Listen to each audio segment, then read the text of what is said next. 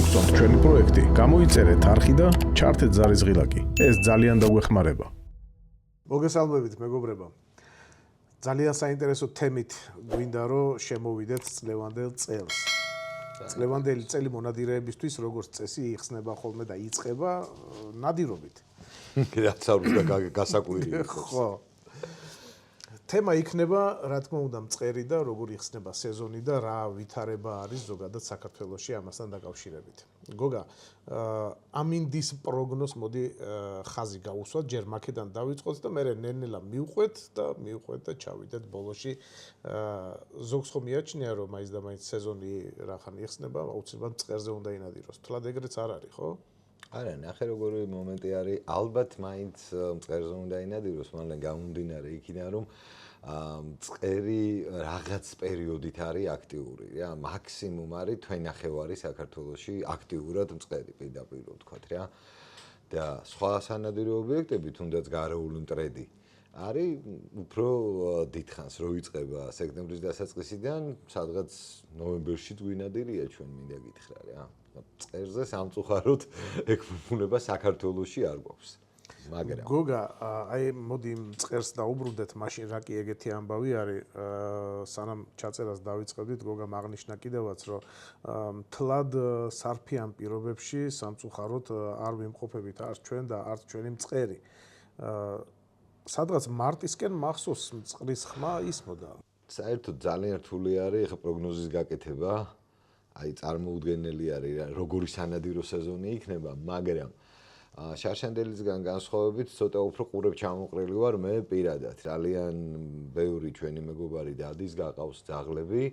შარშან ბევრად უფრო ხალისიანი და ომახიანი გამოძახილები მესმოდა, რომ აი მწყერი კარგად არის რაღაცა აქეთ-იქით წელს. ძალიან ბევრი ისეთ ადგილას, სადაც ბიჭებს მწყერი გაყავთ, უფრო აი მორიდებული შეძახილები ისმის რა, იმიტომ რომ ყველაფერს მიზეზშედეგობრივი არის ყველაფერი. ცივი, საკმაოდ ცივი ზაფხული იყო, მე პირადად ალალად შემიძლია გითხრათ, რომ 50 წლის მანძილზე არ მახსოვს ესეთი ცივი მაისი და ივნისი. იმ ადგილებში, სადაც უნდა ყოფილიყო, ყველანაირი წინაპირობა არის, აკვებებაზე აქვს, გადამფრენი ზოლი არის, ყველაფერი არის. და აი კანტი კუნტად გვესმოდა წალკაშიც კი. მე მაინც ესე ვიტყოდი რა, ჩემო გოგა, რომ ალბათ ყურების ჩამოყრა არ ღირს. იმიტომ რომ სეზონი მაინც ხო ახალი წელია რა. ახალი წელი, ახალი იმედების მომცემია, რაღაცა მოლოდინი უფრო მაღალია ხოლმე და ზოგადად მე მჯერა რომ წლევანდელი წელი ჩემო მეგობრებო მეტ-ნაკლებად მაინც კარგი იქნება და რა თქმა უნდა ამისათვის საჭირო არის უბრალოდ კარგი განწყობა რა და ერთი მეორისათვის ალბათ მხარის აბმა საჭირო. ძალიან ოპტიმისტურ ნოტაზე არის ჩემი მალენი, რა თქმა უნდა, მისასალმებელი არის ეს. მე ჩემი კუთხით მაინც ვიტყვი, რომ ამზედმეტმა წვიმებმა თავისი ალბათ ქნა, მაგრამ მაგ ლოგიკას რომ მივყვეთ ახლა რასაც მე ვაწვევი, მაგ ლოგიკით კახეთი იქნება უფრო დახუნძლული, უფრო თბილი, ნოტიო ჰავა არის კახეთში. აღმოსავლეთისკენ უფრო სარფიანი ნადირობები შეიძლება შედგეს და სად გავხსნით სეზონს? ეს შემთხვევით ნამიოკი ხომ არაა? ეს არ გავხსნი, ალბათ მაინც სამცხეს არ უღალატებ, ესე წარმომიდგენია ყოველ შემთხვევაში, რა, იმიტომ რომ კახეთს თავის პლუსებთან ერთად თავისი მინუსებიც აქვს. მაგრამ ეჭვი მაქვს რომ უფრო ხშირად მოგვიწევს მე და შენ კახეთში მაინც სტუმრობა. ისე მოდი დამწყებებიც ხო გვიყურებენ ხოლმე რა და ამ ხალხის მოსასმენად ერთი აღნიშნოთ რა, რატომ შეიძლება აღმოჩენილიყო ეს წვიმები ხელის შემშლელი დაუშვათ იმისათვის რომ მწყერი გამრავლებულიყო და ყოფილიყო რა სანადირო ობიექტად. ნუ ეს ერთი ძალიან მარტივი არის დამწყებმა მონადირემაც იცის რომ მწყერი ბუდობს მიწაზე და როდესაც მაღალი ნალექიალი, როდესაც ბუდეებს უნგრევს, იმიტომ თავს ხმა წვიმა არის. აქ ხო იმაზე არ არის ხო? აქ ხო არ არის იმაზე საუბარი, რომ წამოწვიმა ხშირად. აქ არის საუბარი იმაზე, რომ ხშირად იყო თავს ხმა წვიმა რა და შესაბამისად ბუდე კვერცხს უფუჭებს, აზიანებს, თვითონ აღარ აქვს მე რომ უკვე მწყერს სურვილი იმ ადგილზე რომ გაჩერდეს, მე მაგალითად დამირეკეს და მითხეს რომ არაო ჩვენ ვარ გავჩერებლები, აღარა ვართო წავედით ძმაო თქვენ თვითონ მიხედეთ თქვენ თავს რა და აი ეგეთი არც თუ ისეთ სახალბიელ პროგნოზი მაქვს, მაგრამ ვიქნები ოპტიმისტი, შენი თქმის არ იყოს და უკეთესის იმედით და მე რატო ვარ იცი ესე იმედიანად ხახნო ახლა მოგეხსენებათ რომ არაერთი წელია ვნადირობთ მეც და გოგაც და ჩემს პრაქტიკაში მე მახსენდება რომ მსგავსი ოღონდ მიმსგავსებული ზუსტად ესეთი რა თქმა უნდა ეს სიცივეები მე არ მახსოვს მაგრამ რაღაცა მსგავსი მომენტები ყოფილა როცა იმ დროს როცა უნდა იყოს გაზაფხულის პერიოდში არ არის და მე შემოდის ხო რა მოსალოდნელია ყველაფერი წინ არის მოკლედ დაველოდოთ მოვლენებს და ღმერთი რასაც გაიმეტებს იმაზე მადლიერები ვიქნებით ალბათ ყველანი შემოსული მწყერი კიდე მეორე ფენომენი არის და ყველა მონადირისთვის საყვარელი ობიექტი არის იმიტომ რომ ადგილობრივ მწყერზე რომ ვიჯერებთ ხოლმე გულს ასე ვთქვათ, მე უკვე შემოდის რუსეთიდან აი დიდი კონიანი მწყერი, რასაც ქვია, ის თალკე ტროფეი არის რა. მოკლედ ყველაფერი კარგად იქნება, ხალხო გულს ნუ დაიწვიდავთ ეხლა. ნუ მომაქცევთ ყურადღებას, იყავით ოპტიმიზმით, ახსავსე, მიბაძეთ მარლეს. მაყურებელი შეამჩნევდა რა თქმა უნდა, ჩვენ აქ მაგიდაზე გვილაგია რაღაცა გარკვეული ნივთები და ამ ნივთებს აქვს დანიშნულება, მოდით პირდაპირ გეტყვით, სწორი გამოყენება შეიძლება ამ ნივთების მარტო დიზაინისთვის არ დევს. გველი ჩემს არხზე უკვე იყო ეს გადაცემა და თქვენ ალბათ ნახეთ მეგობრებო. გველი ერთ-ერთი საინტერესო ობიექტია, რომელიც აფერხებს ხოლმე დამწყებ მონადირეებს ნადირობისას. რითი შეიძლება რომ ადამიანმა თავი დაიზღვიოს და არ გადაეყაროს ესე ადვილად. არა, გადაყრით შეიძლება გადაეყაროს, მაგრამ დაცული იყოს და თავი იგრძნოს აბსოლუტურად დაცულად და უშიშრად. რა ძალიან მარტივი მიდგომა არის ამისი, მე და შენ სულ აღნიშნავთ, რომ სანადირო ინდუსტრია ვითარდება, ყველამ გაითავისა, რომ გველი მაინც საშიში არის და ამიტომ ყველანი რომ წყნარად ვიყოთ, არის აი ანტი-სნეიქები. საკმაოდ მყარი მასალა არის. საკმაოდ მყარი მასალა არის. ნამდვილად რო გათვლილი არის იმაზე, შიგნით და სხვათა შორის არის რაღაცა ისეთ ცელოფანივით რაღაცა არის, მაგრამ მემბრანა აქვს, შიგნით მემბრანა არის დამცავი, რო არ დასველდე კიდევაც რა. ხო, თავისთავად. იმიტომ რომ როგორც წესი ბალახი საკმაოდ მაღალია ხოლმე ჩემო გოგა, როცა წერზე გადაადგილდები. აი, წელამდე ბალახი ვიარ, კერდამდე ბალახი ვიარეთ ლამის რა. და ნებისმიერ შარვალზე ამას ამოიცმევ ფაქტიურად და უკვე თავი გაქვს ქულში. ბუჩქებისგანაც თავისთავად გიცავს, ეხლა თუ გველი ვერ ხრიტავს, მენდეთ რომ ეკალბარდიც ვერაფერს ვერ გააკეთებს. კი, ნამდვილად. ეხლა ესეთი საქართველოს ძალიან ცოტაა, თუ არის საერთოდ დავიწყოთ რა და ყველაზე გავრცელებული არის, აი, შენ რასაც ხმარობ ხოლმე, ყოველთვის ჩვენი მაყურებელი ალბათ აკვირდება მუხს ქვემოთ. ძალიან კომფორტული არის, ძალიან მსუბუქი არის და თავისი დატვირთვა აქვს. სამწუხარო ფაქტი ის არის, რომ როგორც წესი ადამიანს ისედაც არ ერჩის გველი და გარბის და ყველა მონადირეს და განსაკუთრებით ახალბედა მონადირეს მოუწოდებს სიფრთხილისკენ რა კუთხით. ანუ გველი ადამიანისთვის როგორც წესი ყველაზე საშიში არის დახრის მომენტში, ანუ როდესაც მოინადირებ მწყერს და რომ მიდიხარ და იკუზები და რომ უნდა აიღო. თორე დანარჩენ შემთხვევაში პრაქტიკა გვანახებს, რომ ძალიან იშვიათი არის კვენის შემთხვევები, ხო. რა თქმა უნდა. გოგა, მოდი ხაზი მინდა გავუსვათ კიდე ერთ ფაქტორს, რომ რითი იწყება ხოლმე საერთოდ სეზონი რა. რაც შეიძლება ალბათ თხელი ტანსაცმლით, ვინაიდან ცხელა, თავისთავად. მაგრამ მოდი პირდაპირ ვთქვათ, რომ ნარინჯის ფერები უკვე შემოსული არის, ასე რომ ვთქვათ, ჩვენს ცნობიერებაში და ვხვდებით, კარგად ვაცნობიერებთ, რაში გვჭირდება.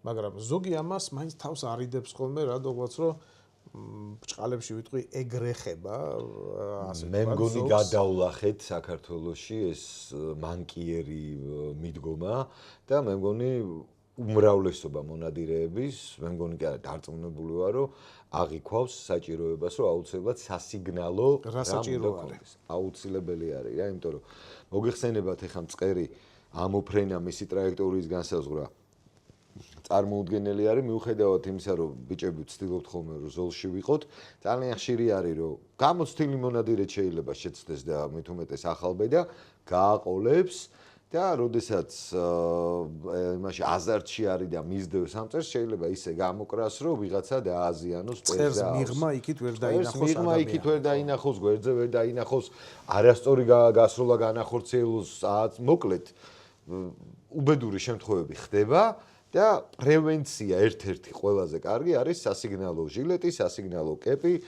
სასიგნალო ქურთუკი შენ კი ამბობ რომ ცხელაო ცხელა და ჯობია რომ შარვალით ხელი გეცვას და მაისური გეცვას ხელი და ჟილეტით ხელი მაგრამ გააჩნია სადნადირო დიახ ჩვენ მაყურებელს დარწმუნებული ვარ ახსოვს ჩვენი ნადირობები მაგალითად ნინო წმინდაში და ახალქალაქში სადაც ნუ მე ხა გიჟი გადარეული ვარ და მაისური დავრბივარ და დანარჩენი ყველანი ხართ ციოდა და ხართ მეებში რა ქვია პერანგებში და ქურთუკებში აიგე და როდესაც ქურთუკში ხარ არის რა აგერ 1 2 3 მე-10 ანუ სასიგნალო ქურთუკებიც არსებობს ალბათ სადღაც 9 საათამდე ისეთი სიგრილი არის ხოლმე ძმაო ნინო წმინდაში რომ მემცია ქურთუკით მე მახსოვს რომ ციოდა კიდევაც მაგრამ მე მოდის ის მომენტი როდესაც დათბება ხოლმე და სასიამოვნო ხდება მზის ამოსვლა უკვე ისი ათბობს იქაურობას რომ ერთი ნეტარებაა და აი გათბობა როგორც კი იწყება და მე ვფიქრობ რომ ძალიან მოხერხებული არის აი ესეთი რაღაცა თხელი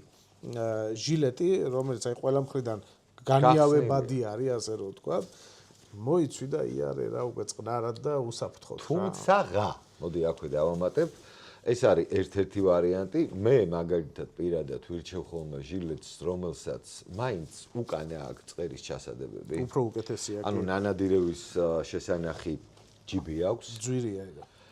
ოდნავ უფრო ძვირია. ოდნავ არა, კარგად ძვირი არის. ყველაფერი კარგი შევთანხმდეთ ახლა მაგაზე, ამიტომ ვის როგორ და რანაირად ფაქტია რომ ყველანაირი ჯიბის პატრონისათვის სასიგნალო აუცილებელი არის მე რომ ვკითხოთ. შეგიძლიათ ესეთი უბრალო ჟილეტები მოიცვათ და კეპები, შეგიძლიათ ნუ რაც გაგეხარდებათ და როგორც უფრო მინდა ცოტა განვავრცო რა, ჩემო გოგა ალბათ წინააღმდეგი არ იქნები.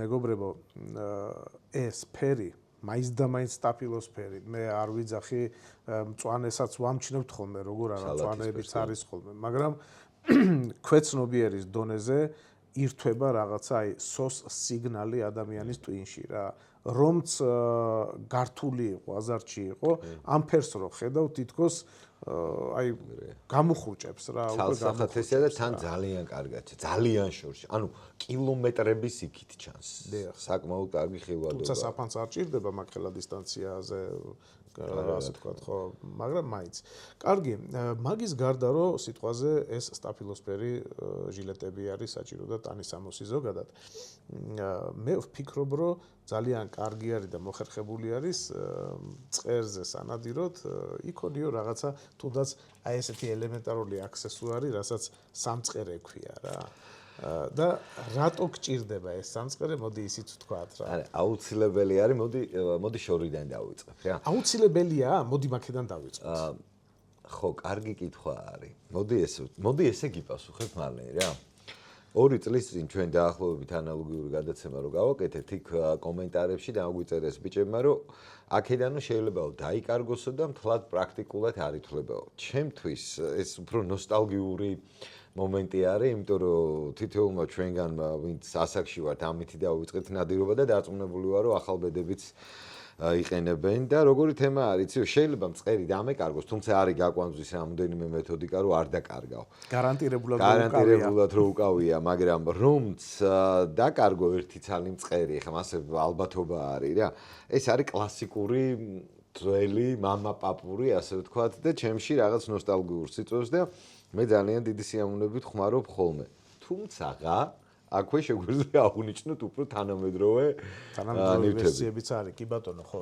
აი აქედან უკვე ვეღარ დაკარგავ მაგრამ მე არ შემიძლია ამაზე ყურადღება არ გავამახვილო ხახნო თქვენ ალბათ არაერთი ფოტო გინახავთ სოციალურ ქსელში განსაკუთრებულად იმ ჩვენი მეგობრებისას აღნიშნავ რა რომლებსაც ხო კაპოტზე ულაგიათ ხოლმე და იქ გადაღებული ფოტო ვერ გამოიყურება ისე ეფექტურად როგორც ამაზე ჩამოკიდებული და ისე რომ გიკავია რა ხო ნუ კაცია და გუნები ნადირობა კიდე სამახსოვრო ემოციების შთაბეჭდილება არის საბოლოო ჯამში და ლენეს სუფთად ყავია რამდენითაც დიახ და სხვათა შორის ჩვენი ქართველი მეწარმე არის ნიკა რომელიც ამას აკეთებს და საკმაოდ მაღალ ხარისხიანად და არა მარტო ნიკა სხვათა შორის ბევრი აკეთებს და მივესალმები ყველას მაგრები ხართ ხალხო გააგრძელეთ ეს ძალიან კაი საქმეა ნაღდათ რა გოგა არ შემიძლია კიდევ არ გავამახვილო ყურადღება ამ ტიპის ჩანთებზე რა საჭირო არის ზოგადად ეს ჩანთები ახლა ამას სამწყერეებიც აქვს მაგრამ ასევე აქვს კიდევ ძალიან კარგი საშუალება იმისათვის, რომ საჰაერო ვითარებაში წყერმა ჩახურება იცის. იცის, რა თქმა უნდა, განსაკუთრებით, როდესაც აღმოსავლეთისკენ ნადირობდა. შენ კარგად იყავი, მაგრამ 109 საათისთვის რო დააჭერს მარლენ აღარაფერი აღარ გინდა დედამიწის ზურგზე და ეხლა ნანადიროები მწყერი ღმერთმა უხვად მოგცეთ და 1.15-20 ცალი რო გაქვს შეკუჩებული, ის თავის ტემპერატურას თავისთავად წევს და ინარჩუნებს და ჯობია რომ ჰაერმა ცოტა იმოძრაოს რა. ამიტომაც ძალიან საინტერესო ვარიანტი არის ამ ჩანთას ერთი ესეთი ფენა ხო აქვს. ისე ცნობისათვის ხალხო რა. არ შემილია რა ვთქვი, იმიტომ რომ ძალიან მომწონს ეს ჩანთა და იმიტომ ვიძახი. მეორე მხარეს გოგა არის მთლიანად დახურული. აი აქ კი ნამდვილად შეიძლება ადამიანმა იქონიო პატარა კიტრი პამიდორი ბიჭო რაღაცა შეისვენო კაცმა დაჯდე ძმაკასთან ძალიან პრაქტიკული არის. ჩაარტყა ერთი ჭიქა და მე გააგრძელო. ოღონდ ის არა ქვია უალკოჰოლო რა. ესე იგი მარლენი ყოველთვის ცდილობს ხოლმე რომ კანონის ფარგლებს არ გაცდეს, მეც მომხრევარ. მაგრამ მოდი პირდაპირ ვთქვათ რა, ძალიან ხშირი არის მომენტი, როდესაც წყერზე რო ნადირობ, თუ კურდღელი წამოგიხდა მონადირე კაცს, შეიძლება კანონი დაარღვიო კიდეც. მე ხა პროპაგანდას არ ვეწევი, მაგრამ თუ დადგება ესეთი მომენტი, მაგრამ მე გეტყვით ესეთ რაღაცას ბატონო გოგა, რომ ძალიან მალე თუ რა თქმა უნდა ეს ჩვენი კანონ პროექტი მივიდა ბოლოში, იქ სადაც უნდა მივიდეს ლოგიკურ დასასრულამდე, ძალიან დიდი იმედი მაქვს, რომ მოგვეცემა მაგის ბედნიერებაც ხალხს. გოგა რამდენად პრაქტიკული არის კიდე აი ეს ვერსია, მაგალითად სავაზნეებისა, რომელიც წინ გვიდევს. წინ გვიდევს ორი ვერსია. შენ ალბათ ის დიდი ხო, აი იმ დიდს ვიძახი ჟილეთ ეძახიან. ის არის ხო ჟილეთ ეძახიან, ის ჩვეულებრივად მაისურზე უნდა გადაიცვა, მე ესე წარმომიდგენია. მოდი პირდაპირ ვთქვათ, მე მაგალითად მწყერზე ესე არ დავდივარ. თუმცა შემხედრია ხალხი, რომელიც ესე დადის და გადასარევად ნადირობს, მაგრამ ჩემთვის, აი გამარჯობა შენი. ჩემთვის ეს უფრო პრაქტიკული დანიშნულება აქვს ამ ჟილეთს, ასე ვთქვათ. ხო, არა, კარგი ნამუშევარია და ლამაზია, მაგრამ მაინც მძიმეა. თუ არა ეს თვითონ ავიკი მაქვს ასტორი, მაგრამ ამას ვერ ავწონით, ესე ადვილად ალბათ. ეს ძმაო დაახლოებით 600 გრამი არის მინიმუმ, მე ესე მგონია. ხო რა. ესე წარმომიდგენია და კიდე ვაზნები რო აიკინძო. ხო, გადაცემის მსვლელობის დროს შეიძლება ავწონოთ და ჩვენ მაყურებელს ვანახოთ რამდენ სიწონის, მაგრამ იდეალური არის, ეხლა ვეკითხო, რისთვის არის იდეალური, მე რომ მკითხო რა. ძალიან კარგად იცის ხოლმე საქართველოში, როცა გვიმართლებს და ტყის ქათამი კარგად შემოდის, საღამოს გადაფრენაზე. მე მაგალითად რაჭაში ვარ. ამბროლაურთან ნამყოფი საღამოს გადაფრენაზე, მალენ აი რაც კითხვები არის აქ არ მეყოფოდა. როდესაც დგახარ შენთვის სიგრილეში ტყის პირას და მოფრინავს ეს დალოცვილი, ნამდვილად ძალიან პრაქტიკული არის მინდა. 40 ტყვია. 40 ტყვია სერიოზული განაცხადია. ასევე იხუზე. ეხლა იხუზე უბრალოდ ჩვენთან საგაზაფხულო ნადირობა არ არის და ზამთარში ამას როგორ გაიკეთებ არ ვიცი, მაგრამ როგორც მინიმუმ მოწესრიგებულ მონადირეს რო არ ეყაროს ვაზნები და არეული რო არ ცელოფანში რო არ ეყაროს. ხო, და არეული რო არ ქონდეს, იდეაში ძალიან მარტივად შესაძლებელი არის, რომ გრადაცია გაუკეთო, ქვემოთ ჩადო მაგალითად 7 ნომრები, შუაში ჩადო 5 ნომრები, ზემოთ ჩადო 4 ნომრები, რაღაც ამდაგვარი, რომ ადამიანს მარტივი ცდომა გქონდეს, სად რა გიდევს რა. მაგრამ მწყერზე ამას ალბათ არ ისურვებდი. მე არ ვისურვებდი, მაგრამ კიდევ ერთხელ ვამბობ, მე მინახავს ხალხი, რომლებიც ესე ნადირობს და დადიან და ნადირობენ მშვენივრად რა. ხომ რა გიმარჯვოთ ხალხი, ხო, რაზეა საუბარი. ეტყობა ფიზიკურად ჩვენზე უფრო ძლიერებიც არიან. კამარ. ეხლა რაც შეეხება კიდე აი კამარს, ხო, მე მაგალითად ადრე ვხმარობდი. ეხლა უფრო რაღაცა ისეთი გახდა რა, უფრო გემოვნებიანად არის, უფრო რაღაცა დახვეწილად არის. ჩემ დროს იყო როგორ იცი, აი ხებეზე ვიკეთებდი ხოლმე რა, ეს რეზინის იყო და ძალიან წვალობდი ხოლმე რა. ძალიან წვალობდი, რატო იცი, ბალახი ხომ ისველებდა ამ ვაზნებს. რომ დადიხარ მაღალ ბალახში სველდებოდა. ეხლა ამას ხედავ რომ დაფარული არის და საკმაოდ კარგად გამოიყურება, მოდი პირდაპირ ვთქვათ, პრეზენტაბელური არის. უფრო ვინემ კერო ჩემ დროს იყო ხოლმე. ნახე რა საინტერესო გადაწყვეტა არის. გადასარევი. და დაცულა იცი რა, მოდი ეგეც პირდაპირ ვთქვათ რა, რომ კლასიკა არის ესეც. ეს იქნება ალბათ 25-იანი, ხო 1 2 3 4 5 6 6 ჯერ 4 24-იანი. 24-იანია? შეიძლება მე 25 1 2 3 4 და გამომრავლოთ 1 2 3 4 5 6 ეგ არის რა. კი, შეიძლება 25-იც აქვს, სადმე ჩაკვეხებული, იმიტომ რომ 25-იანები არის, 30-იანები არის, 32-იანები არის, ფალასკა, ფალანგა, რაც გინდა 1000 დასახელება აქვს. ძიმე არ არის ამ დროს. ძიმე არ არის. და ძალიან კაი კამარი არის. პრაქტიკული იქნება თუ არა, როგორ ფიქრობ? მე მგონია, რომ პრინციპში თუ ამას იხმარს ადამიანი და ყველანი ხმარობდით თავის დროზე, მოდი ესე ვთქვათ, საკმაოდ პრაქტიკული არის და არა მარტო მწყერზე. ხო, რა თქმა უნდა, ეგ დანიშნულება აქვს. მწყერზე, გარეუმტრედზე, ქედანზე, იხვზე, ანუ იქ, სადაც გჭირდება ტყვიების რაოდენობა, მოდი ესე ვთქვათ.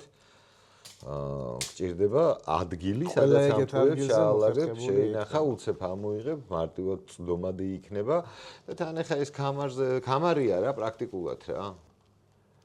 ეხა მე მახსენდება ჩემი ნადირობები, უკვე ამ ბოლო პერიოდში მე როგორ ნადირობ რა მწყერზე. ვაზნები მიყრია ხოლმე ჯიბეში. კი, მეც. ვაზნები მიყრია ჯიბეში და მინდა ვაღიარო, რომ ეს ჟილეტ თუ დაგცხა. ამ ჟილეტს როგორც კი გაიხსნი და ეს რო ჩამოეკონციალება და რო გეკაჩება დაბლა, ძალიან სერიოზული დისკომფორტი ხდება. ახლა მე მაგ ჟილეტი, რომელსაც აქ ჯიბეებთანაც აქვს ტყვიების ჩასატარებელი, აქაც აქვს. ანუ სხვადასხვანაირები არსებობს, მაგრამ კიდევ ერთხელ ვამბობ, ნადირობა ხო არის ნადირობის შემადგენელი ნაწილი ხო არის ესთეტიკა და სამონადირეო დაუწერელი წესები, კანონები, ჩვეულებები მათ შორის რა. ეხლა ეს არის კლასიკა, მოდი ესე ვთქვათ რა. შეიძლება საერთოდ შარვლის ჯიბეში ჩაიყარო ადამიანმა და ამოიღო ტყვია, გაუშვა თოფში და ისროლო და მოინადირო, მაგრამ მაინც რაღაცა ესეთი ელემენტი რო გაქვს ლამაზი, რომელიც ნადირობას უხდება და ხას უსვავს იმას, რომ ტრადიციული მეთოდებით ნადირობ, არ არის ცუდი, მე ესე წარმოვიდგინე. მე მახსენდება, რომ ჯინსებითაც მინადირია ხოლმე ხალხმა. პრინციპში ყველაფრით მინადირი, ერთ-ერთი შორტებს ვერ ვეგუებოდი ხოლმე რა, იმიტომ რომ ბალახში მაინც და მაინც სასიამოვნო არ არის, გადაადგილდებოდა შორტებით, მაგრამ თანამედროვეობაში დაბალ ნამკასი კაი იქნება. ხო, იქ კაი იქნება, მაგრამ ეგრე ძალიანაც არ გიმართლებს ხოლმე. ეგრე ძალიანაც არ გიმართლებს ხოლმე. ხო, გოგა ტანსაცმელი, მოდი 1-2 სიტყვა ვთქვა ტანსაცმელზე, რამდენად მნიშვნელოვანი არის თუ არა საერთოდ სამონადირეო სეზონი გავხსნათ მაინც და მაინც სანადირო ტანსაცმლით. ხომ შეიძლება გავხსნათ იგივე ჯინსით. აქაც იგივეს ვაწყდებით. კი ბატონო, აქაც იგივეს ვაწყდებით, რაც აი 2-3 წუთის წინ აღნიშნეთ, რომ შეიძლება ყველაფრით, რა თქმა უნდა, რაზეა საუბარი, მაგრამ ყველაფერს აქვს თავისი ჩვევა, ტრადიცია, ადათი და კარგი იქნება თუ მიყვებით, იმიტომ რომ მონადირე ადამიანს უნდა ეტყობოდეს, რომ ის არის მონადირე ადამიანი და არ არის რა ვიცი, არა სამხედრო და არა რა ვიცი, თუნდაც რა ვიცი, მოკლედ. განსხვავება უნდა იყოს, ადამიანი რო შემოგხედავს, ის უნდა მიხვდეს, რომ შენ მონადირე ხარ და რაღაცა ეს შენ თავის დამოკიდებულება უნდა გაუჩნდეს შენს მიმართ რა და რო შემოგხედავს და ახლა რანგლერი ჯინსებით რო დადიხარ, შეიძლება იფიქროს, რომ ალბათ შემთხვევით არის მოსული. მოხვედრილიო და რად გინდა ასე რო იფიქროს. კი ბატონო. კარგი, მე ვფიქრობ, რომ ალბათ ეს ჩვენი საუბარი რაღაცა დონეზე შეიძლება რომ ფინალისკენ გავწიოთ უკვე და არ შემიძლია რომ ეს გადაცემა არ მოვატრიალო იმ კუთხით, რომ ხალხი მიეჩვიოს იმას, რომ რაღაცა სპეციფიური ვაზნებიც არსებობს მწყერზე სანადიროთ რა და ამას როგორც წესი ჩვენი გამოცდილებიდან გამომდინარე ხო, ვიღებთ ხოლმე რა. ხომ არ ჯობია მიუბრუნდეთ ამ ვაზნების თემას უკვე პირდაპირ ბუნებაში, სადაც შევთავაზებთ ხალხს, რა ვაზნებით შეიძლება რომ დავიწყოთ სეზონი და საერთოდ ამ წელს რა ვაზნებია ბაზარზე. კი ბატონო, არ არის ცუდი აზრი, ჩვენ შეგვიძლია ვანახოთ რა ვაზნა, როგორ მუშაობს კონკრეტულ მანძილებზე. დარჩენი გადაწყვეტილება თვითონ მიიღოს ჩვენმა მაყურებელმა თუ რაიმე კითხვები გაგიჩნდებათ ბიჭებო, მეც მალენიც ამჩნევთ ალბათ რომ ყოველთვის ღია ვართ და ვცდილობთ რომ არც ერთი კომენტარი არ დავტოვოთ უპასუხოთ და შეძლებს დაგვარად გაგიზიაროთ ჩვენი გამოცდილება. თუ რაიმე გამოგვრჩა და ალბათ რაღაცა გამოგვრჩა, გამოცდილ მონადირეებს ვთხოვთ რომ არ დაიზაროთ და დაწეროთ კომენტარებში რომ შედარებით ახალ ბედებმა გაითვალისწინოთ თქვენი ჩერებები რა. გაგახსენდა აბა? კი. მანუკი თუ შეგხვდებათ, უნდა დარეკოთ 153-ზე. ეგ ერთი და ბიჭებო, არ დაინანოთ 1-9 ნომერი, შეგიძლიათ პირდაპირ ესროლოთ. მე მგონი ძალიან სწორი გადაწყვეტილება არის და თუ ვინმე არ მეთანხმება, ეგეც დამიწერეთ კომენტარებში სიამოვნებით გაგესაუბრებით ამ თემას. თუ მოგწონთ ჩვენი პროექტი, გამოიწერეთ არხი და ჩართეთ ზარიზღილაკი. ეს ძალიან დაგვეხმარება.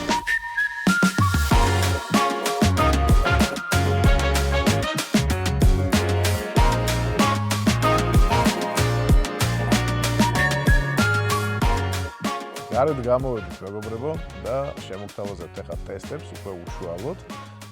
რა ვაზნებით ავართ დღეს? ესე იგი, გადავწყვიტეთ მე და მალენმა შემდეგი რამ, რა რომ ერთ-ერთი თურქული მწარმოებლის ვაზები დაგვეტესტა და ერთ-ერთი იტალიური ტყუები დაგვეტესტა იტალიელი მწარმოებლის. გადავწყვიტეთ ესეთი სისტემა რა რომ 20 მეტრიდან, რაც ყველაზე ოპტიმალური არის სასროლი მანძილი მწყერზე და მაქსიმუმი 35 მეტრი, რადგან ქარხნიდან როდესაც იარაღი გამოდის, იტესტება 35 მეტრზე, საშუალო მაქსიმუმად 35 ითვლება. რაც შეეხება უშუალოდ ვაზნებს. სამი კატეგორია იქნება თურქულ ვაზნებში, ეს არის დისპერსანტი, ეს არის უკონტეინერო და ეს არის კონტეინერი. 9 ნომრებზე გვაქვს საუბარი. იტალიურ ვაზნებში დისპერსანტი, უკონტეინერო სამწუხაროდ მეგობრებო, ბაზარი არ არის ჯერ ასე ვთქვათ შევსებული ტყუებით, ამიტომ იმით ვსარგებლობთ, რისი მოპოვებაც მოვახერხეთ. ანუ ვერ ვნახეთ არა თურქულებში სამივე კატეგორია დისპერსანტი, უკონტეინერო და კონტეინერიანი. ვერც გერმანულებში, ვერც ვერანაირ ტყუებში. თუ ვინმე სადმე გეგულებათ, ძალიან გთხოვთ დაგუწერეთ კომენტარებში, იმიტომ რომ ვიცოდეთ საიდან უნდა ავიღოთ. ხო რა, თავისთავად. გადავიდეთ უშუალოდ. დიახ. ესე იგი 20 მეტრი და 35 მეტრი. დავიწყოთ ალბათ დისპერსანტით, მერე გადავიდეთ უკონტეინეროზე და ბოლოს კონტეინერ. კი ბატონო, მეგობრებო, თურქული თოფრი, რომელსაც უკვე კაი ხანია ვტესტავთ მე და გოგა და ჯერჯერობით უძლებს. ნახოთ დღეს როგორ მოიქცეთ. ახლა ჩვენი ნადირობის ტემპს რო წელიწადი უძლებს, უკვე კარგია გამოცდა ჩაბარებული აქ, მაგრამ კიდევ ერთხელ დავტესტოთ. კი ბატონო. პირველი როგორც შეგვერდით, ბატონ მარლენს დაუთმე სროლის ასპარეზი, ასე ვთქვათ, დისპერსანტი. ყველაზე აქტიური რაც შეიძლება რომ შეთავაზო ალბათ ამ მანძილზე 20 მეტრა. გასროლა. და ყველაზე ამაღელვებელი მომენტი, წამოდი ნახოთ ვენახი. ვა, რა კაი გაშლა აქ. კი, მაგრამ არის მაინც ბლაინდ ზონები. ნახე, მთელი მუღამი რაშიც არის, რომ აი სადღაც აი აქ უნდა მოხვედრილიყო მთელი საფანტი, ფაქტიურად გამოგვივიდა და შესრულებული არის. მაგრამ მაინც აღნიშნავ, რომ 1 2 ცარიელ ადგილებს აღნიშნავთ ცარიელ ადგილებს დანარჩენი ხედავს ჩვენი მაყურებელი, რომ დატვირთული არის. პრინციპში 2 მე მგონი. მე თუ მკითხავთ, მეგობრებო, არა, აქაც არის. ყველგან არის, აბსოლუტურად. ყველგან არის რა. მოდი ესე ვთქვათ, რომ მწყერს პრაქტიკულად შანსი არ დაუტოვეთ, თუ ძალიან იღბლიან ვარსკვლავზე არ არის გაჭედილი რა. ნამდვილად. მაინც უკანა მხარეც ვთხოვე, რომ გადაეღოთ ოკოს რა, იმიტომ რომ აი კარგად ჩანს, რომ პრაქტიკულად უშანსოთ არის მწყერი რა. რაც ძალიან გვახარებს. ეხლა ვნახოთ, რა სიზამს იგივე ტყუია 35 მეტრზე. მალენ დისპერსანტი 35 მეტრი. მე მგონია, რომ თლაც საუკეთესო შედეგს ვერ დადებს. აი ამ მანძილზე 35 მეტრზე არ უნდა იყოს ეს ვაზნა გათვლილი. ნახოთ აბა. გასროლა. ხამ ვენახი შეჭამა? უნდა ვნახოთ. ვაიმე, სუნი? ვახ, მომივიდა საფანტის სუნი, მომნატრებია მარლენ. აქაც არ არის ცუდი, მაგრამ რა თქმა უნდა, არის განსხვავება. ხო, ესე იგი, მე როგორც ხვდები ჩემო გოგა, აქ იმხელა ლუფტებს ვხედავ, დაითვალე ერთი რამდენი ლუფტია. 1 2 3 4 5 არის 6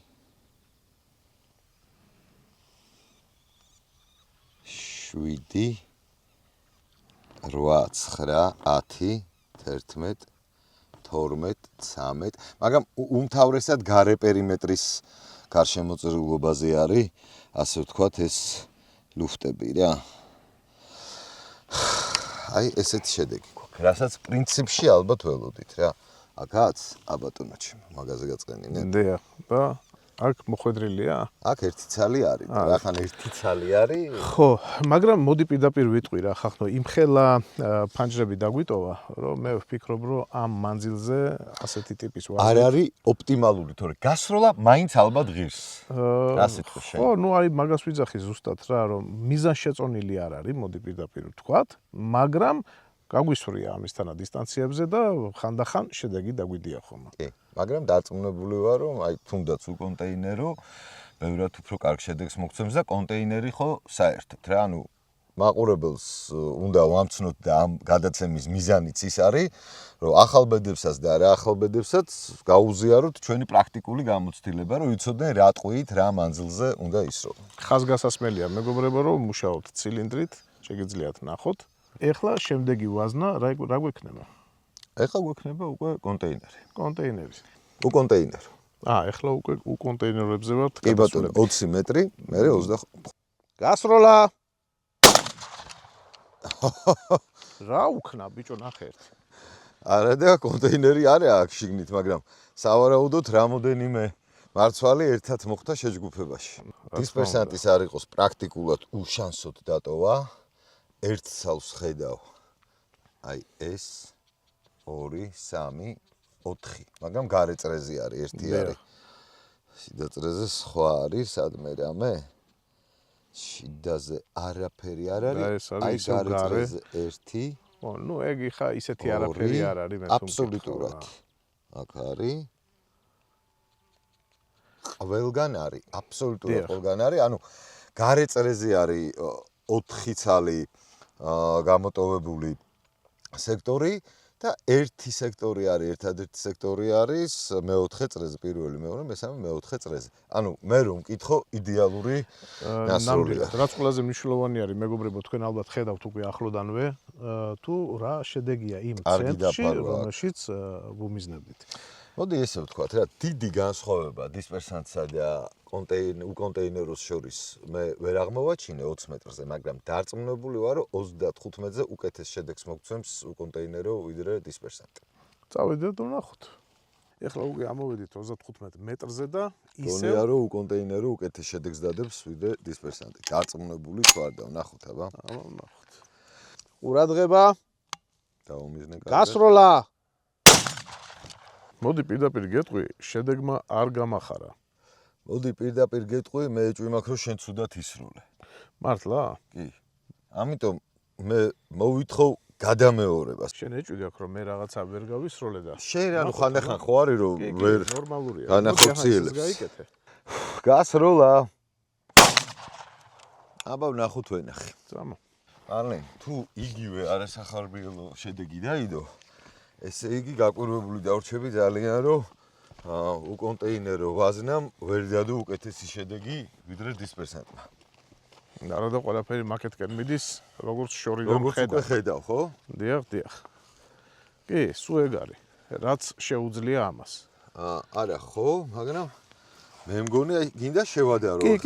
კი, საინტერესო იქნება. მოდი ვნახოთ რამდენი ცარიელი სექტორი დარჩა ეხლა. 1 2 3 გარეთს დავთვალოთ, ხო? რა თქმა უნდა.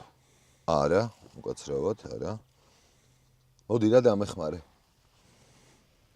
4 5 აი ეგ 3 ცალია. 6 7 8 შენ გენაცვალე. აბა შიდები.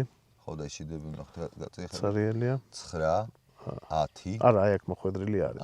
კაი ბატონო, 9 და არა 19. და არა 19. აი აქ მიაწერე რომ 14 ცალი 14 სექტორი დავითვალეთ ცარიელი, რაც ძალიან მიკვირს. ეხლა ნახავთ წინაზე რა გამოგვივიდა რომ შევადაროთ. ნამდვილად ტექნიკური ხარვეზი იყო ეს გასროლის თუ რეალურად ვაზნა იქცევა ასე. აქ 27 სექტორი გამოგვივიდა ცარიელი, მაინც რაღაცა პატარა ის იყო ცდომილება ალბათ პირველი გასროლის, მაგრამ ამ 27-ს რო თავი დავანებოთ საერთოდ. და აი ეს 14-იც ჩემთვის ძალიან უარყოფითი შედეგი არის და რაც თავარია ძალიან მიკვირს თქვენი აზრი მაინტერესებს ბიჭებო, რა ლოგიკით შეიძლება დისპერსანტმა უკეთესად მიიტანოს 35 მეტრზე ვიდრე უკონტეინერო. გოგა, ეხლა რა ავაზნას მაწვდი? კონტეინერი 20 მეტრი. რა შედეგს ელოდები ამისგან? კარგს ძალიან. ანუ უფრო უკეთესი უნდა იყოს გაშლა. რა თქმა უნდა. გასროლა. დაფარვა მე მგონი ძალიან კარგი, პრაქტიკულად ვერ ხედავ ცარიელ სექტორს. პრაქტიკულად ვერ სექტორი 1 2 2 აბა კიდე მოვნახოთ. და აქვს დიდი განსხვავება არ არის, ცენტრი ნახე რა კარგად არის აღებული. იდეალურად არის რა თქმა უნდა. ცენტრი მშვენივრად არის აღებული.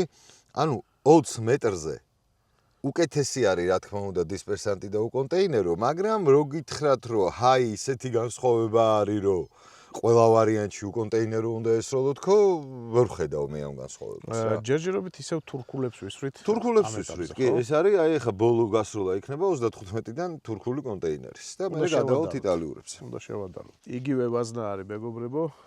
დისტანცია გაიზარდა მხოლოდ და მხოლოდ 35 მეტრი. გასროლა. მე მგონი ხელი გამექცა. ხო, ნახოთ. ნახოთ ხდება.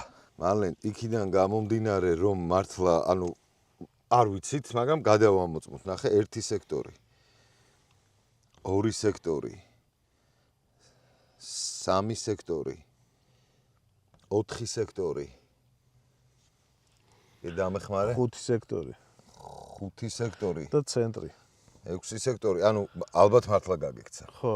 კიდევ ერთხელ ხო არ გადავისროლოთ, ხო? ნუ გარეთებზე აღარ მაქვს. მე მგონი ხო აჯობებს გადასროლა კიდევ ერთხელ გავაკეთებ გადასროლას. მოდი ახლა შენს წადე იქნება და მე რაღაცა ვერ ვქენი. აი აქაც გამოტოვებული შეიძლება, ამიტომ ადგილები. ნახოთ რა როგორ და რანაირად.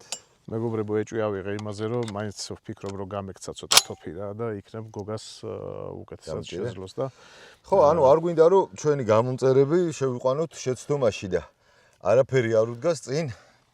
გასროლა. 1 2 3 4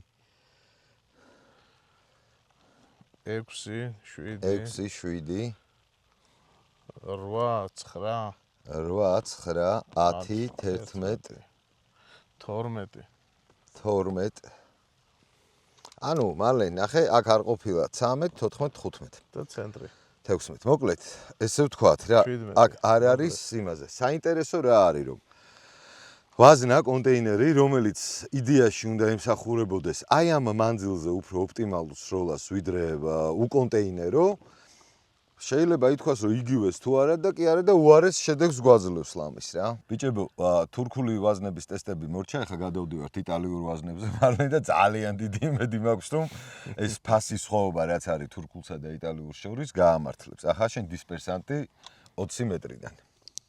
აბა წავიდა. ყურადღება. გასროლა. არა, ყველა სექტორი აღებულია. ყველა სექტორი ხო აღებული აქვს, მეც ესე ვხედავ. ერთი სექტორი აეგერ ვხედავ ერთსალს ცოტა ცარიელს, მეორე ეს ხო არ არის შემთხვევით? კი, მეორე ეს არის. და სულ ეგ არის მე მგონი. სულ ეგ არის. გადასარევი დაფარვა აქვს ცენტრში. აქ 1 2 3 ანუ საზღვრებზე არის, მაგრამ ორივე სექტორი აღებული არის. კი, ითვლება რომ აღებული არის. გადასარევი დაფარვა აქვს, მაგრამ მოდი პირდაპირ ვთქვათ, მე ეს ვიზუალზე დიახ. დიდ განსხვავებას ვერ ხედავ. თუმცა მინდა აღვნიშნო, რომ თითონ სექტორებში მოხვედრილი საფანტუკები უფრო მეტი არის ოდნავ ვიდრე თურქულს ქონდა.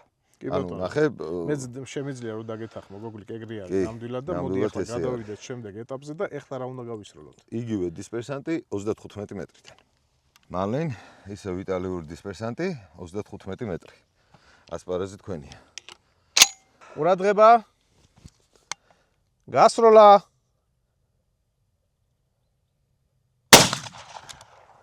გოგა მოდი პირდაპირ გეტყვი რა ერთი შეხედვით, ერთი პირველივე შეხედვით ხედავ ესეთ სურათს რა. დიდი სხვაობა არ არის თურქულსა და იტალიურ შორის. 35 მეტრა. ვიტყვი რომ მე მგონი თურქულს შეიძლება კიდე უკეთესი შედეგი ქონდა. ხო, აი აღარა ვთქვი, ახლა ეგრე მძაფრად, მაგრამ რა ქვია, კაცო, ეგ აინტერესებს ჩვენს მაყურებელს. 1 2 3 4 5 6 7 8 9 10 11 12 12 13 14 15 16 16 17 18 19 მოხვედრილია ბოდიში 20 20 21 მოდი პირდაპირ ვთქვათ რა 22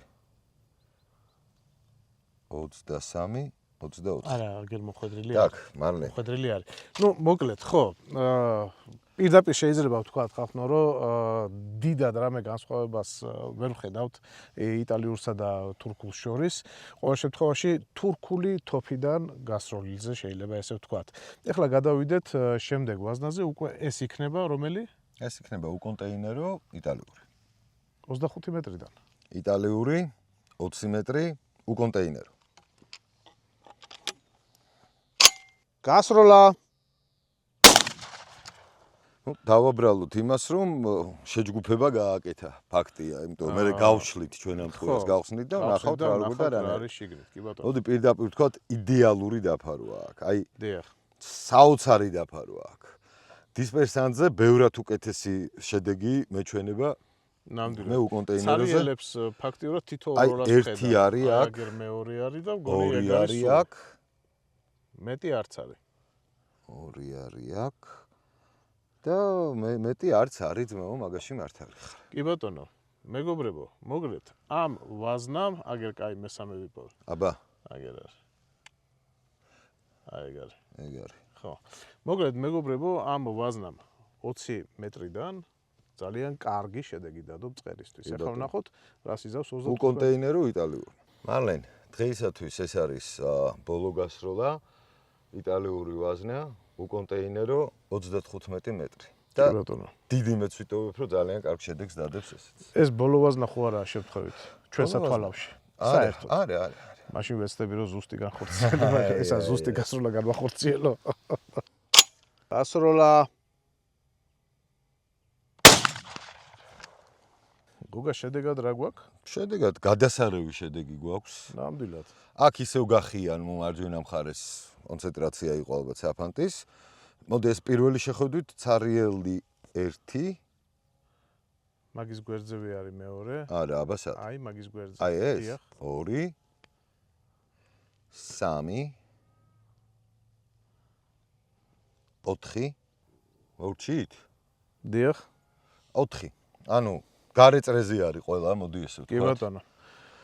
და უკონტეინერო ვაზნისთვის 35 მეტრზე შვენიერი შედეგი დადო. ნამდვილად. ამით დასრულდა ჩვენი გადაცემა და ძალიან დიდი იმედი მაქვს, რომ რაღაცის მომცემი მაინც იყო ეს გადაცემა, იმიტომ რომ თქვენ ნახეთ აქ ვისაუბრეთ ძალიან ბევრ საინტერესო ფაქტორებზე და თუ რამე გამოგჩნდა ძალიან გთხოვთ დაგვიკომენტარეთ. რა თქმა უნდა, თქვენი აზრი ჩვენთვის ძალიან მნიშვნელოვანი არის, რაღაც ფაქტორებმა ჩვენ თვითონაც კითხვის ნიშანი გაგვიჩინა, მოდი ესე ვთქვათ. და ერთად განვიხილოთ რა, როგორ და რანაირად. ეხლა კი მარლენ მე მგონი ის რო არის, რაც დავყარეთ ის ავხიკოთ და გავუყვეთ კუდი გორისკის. მომავალ შეხვედრამდე. თუ მოგწონთ ჩვენი პროექტი, გამოიწერეთ არხი და ჩართეთ ზარიზღილაკი. ეს ძალიან დაგვეხმარება.